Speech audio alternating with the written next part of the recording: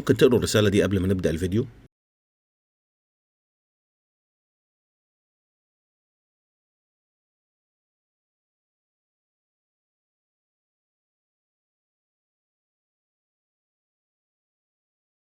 الرسالة دي اتبعتت لي من واحدة بتعمل كوكيز. الرسالة دي خلتني قلقت شوية وقلت لنفسي يمكن الحاجة مش حلوة، ولو طلعت الحاجة مش حلوة بصراحة أنا مش هنزل الفيديو خالص. لكن والله دي من أفضل الكوكيز اللي أكلتها في حياتي.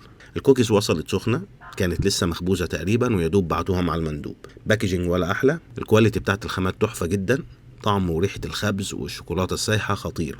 الأنواع كلها ولا تعليق ولا غلطة، بس هي الحكاية كلها تبقى ذوقك إيه.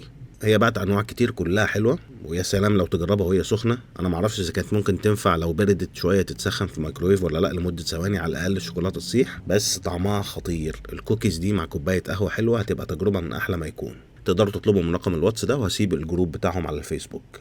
سلام.